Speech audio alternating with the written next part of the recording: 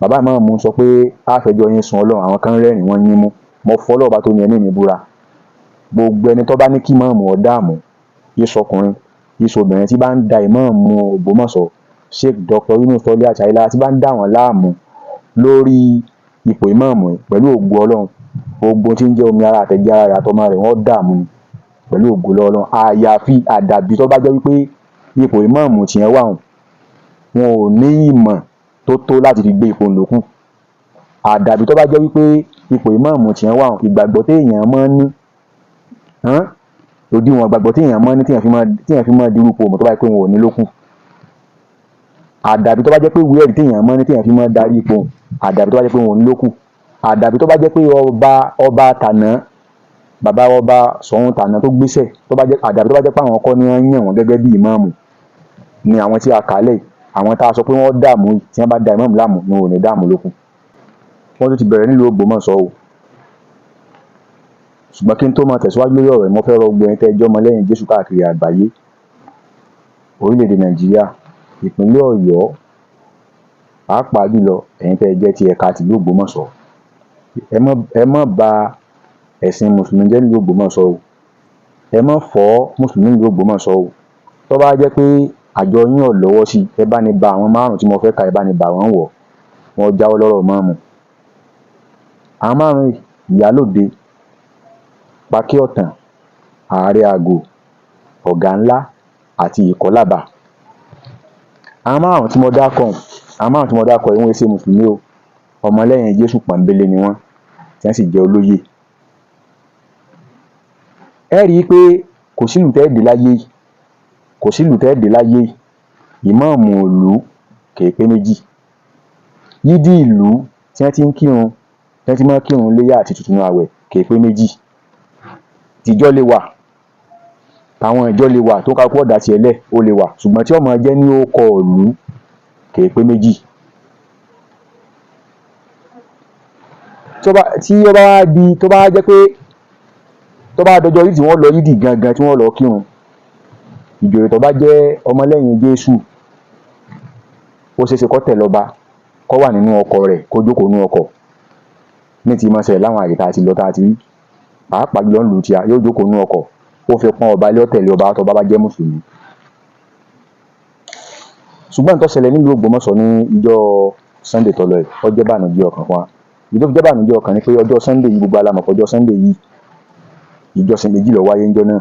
Ọmọlẹ́yìn Jésù yóò lọ ilé ìjọsìn tiẹ̀, mùsùlùmí tọ́jọ́ ọmọlẹ́yìn Ànábì yóò lọ sí ilé ìjọsìn tiẹ̀ tọ́jọ́ bọ́ sọ́wọ́ àárọ̀. Mùsùlùmí ni ó sì kọ́kọ́ jáde ilé ìjọsìn wọn torí tí wọ́n fi ṣèjọsìn kéré sí nǹkan tí wọ́n pẹ́ tán aago 10, àwọn tó bá pẹ́ jù aago 11 òun kálukú ti túká.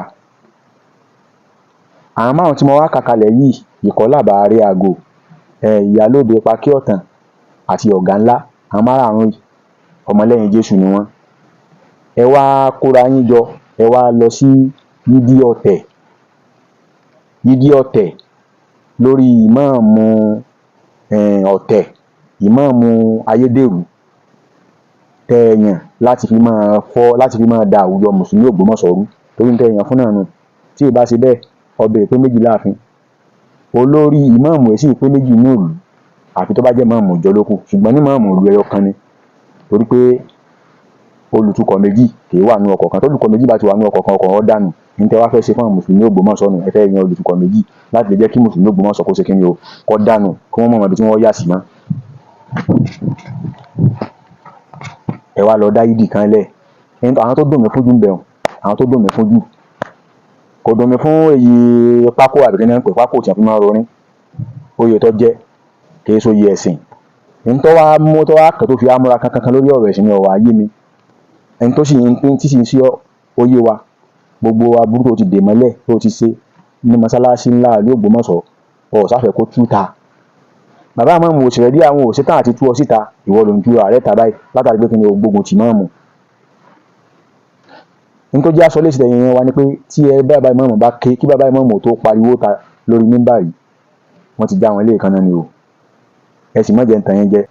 àdàbí tó bá jẹ́ pé wọn ò ṣe ìdánwò fún ìmáàmù kó tó di pé yàn kó tó di pé di ìmáàmù lókù. àdàbí tó bá jẹ́ pé gbogbo àwọn tí pákó àtàwọn akẹgbẹ́ wọn yòókù náà àti Músẹ́ǹdíkù àbí ló kọra tó bá pé gbogbo wọn náà tó bá pé wọn ò sí lẹ́yìn ìmáàmù kó tó di pé wọ́n dọlọ́tẹ̀ lókù ni wọn ò ní dààmú.